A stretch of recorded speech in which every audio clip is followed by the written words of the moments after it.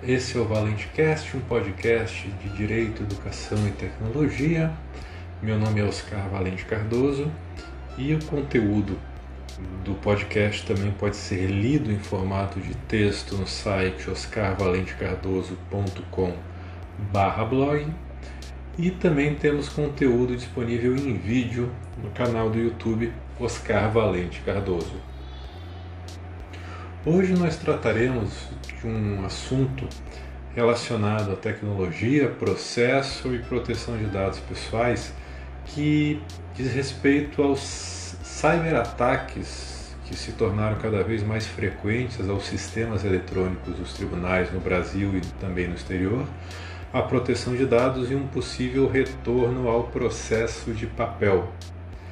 No início desse ano de 2021, se noticiou na imprensa dos Estados Unidos a suspeita de um cyberataque a diversos sistemas utilizados por órgãos públicos norte-americanos. E entre eles está o sistema de arquivamento eletrônico utilizado pelos tribunais federais dos Estados Unidos. E para contornar esse incidente, entre as várias medidas adotadas pelo Escritório Administrativo dos Tribunais dos Estados Unidos foi a definição de procedimentos de segurança para a proteção de documentos considerados altamente confidenciais, que eventualmente são juntados em processos judiciais nas cortes federais do país. E essas medidas se basearam na Diretiva de Emergência número 2101 da Agência de Cibersegurança e de Segurança de Infraestrutura dos Estados Unidos, a CISA. E além da realização de uma auditoria de segurança sobre as vulnerabilidades no sistema eletrônico, os documentos considerados altamente confidenciais passaram a ser admitidos nos processos apenas quando apresentados em meio físico, ou seja, impressos em papel, ou em um dispositivo eletrônico seguro, como por exemplo um pendrive, para ser diretamente armazenados em um sistema de computador autônomo seguro do tribunal. Por se tratar de documentos sigilosos, não houve mudança na regra restritiva da publicidade externa, ou seja, de proibição de acesso a eles por pessoas estranhas ao processo judicial, de forma similar ao que também acontece na legislação brasileira.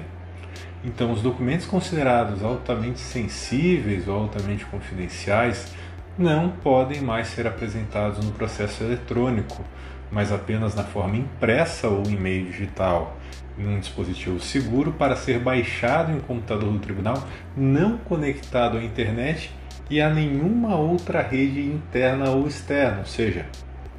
o documento pode ser apresentado ou em papel ou em um dispositivo seguro em meio digital, e se for apresentado em meio digital ele não vai ser juntado no processo eletrônico, mas armazenado em um computador do tribunal que não está ligado a nenhuma rede, nem interna nem externa. No Brasil, recentemente, houve vários ataques cibernéticos contra órgãos públicos, como o Ministério da Saúde, o Governo do Distrito Federal, o Tribunal de Justiça do Estado de Pernambuco, e em 3 de novembro de 2020 ocorreu um cyberataque aos sistemas eletrônicos do Superior Tribunal de Justiça, o que afetou a integridade e a disponibilidade dos sistemas em virtude do tratamento não permitido de dados e informações por pessoas estranhas e não autorizadas. Os dados pessoais existentes em processos públicos devem ser tratados de acordo com a finalidade do processo, de forma adequada e conforme a necessidade em seu tratamento. Por isso, não podem ser coletados e tratados livremente, mas deve existir uma base legal, o cumprimento de uma finalidade específica, de acordo com a necessidade e observada a forma adequada de tratamento para atingir o seu fim. Quando existem dados pessoais sensíveis ou até mesmo dados pessoais inseridos em documentos ou processos protegidos por segredo de justiça, também deve haver uma proteção maior contra incidentes. E por isso é importante examinar as medidas adotadas nos Estados Unidos para a proteção dos documentos considerados altamente confidenciais e a sua aplicabilidade como medida preventiva no Brasil, especialmente na proteção dos dados e documentos referidos. No Brasil, na Lei do Processo Eletrônico, a Lei 11.419 de 2006, é dispensada a existência de autos suplementares físicos desde que os autos dos processos eletrônicos sejam protegidos por meio de sistemas de segurança de acesso e armazenados em um meio que garanta a preservação e a integridade dos dados, de acordo com o parágrafo 1º do artigo 12 da Lei 11.419 de 2006. E além dos cyberataques, também tem sido comum no país uma exposição excessiva de pessoas e de processos judiciais, inclusive em processos que deveriam ser sigilosos. Pedidos, quantias, conflitos familiares, patrimônios e inventários, audiências criminais e outros atos processuais contendo dados pessoais e aspectos da privacidade das partes são expostos de modo público e desnecessário para satisfazer a curiosidade alheia. E a ausência de sistemas de segurança totalmente invioláveis no meio digital não pode ser utilizada como uma justificativa para o retorno ao uso do papel nos processos judiciais, o que seria um retrocesso e causaria mais dificuldades do que vantagens.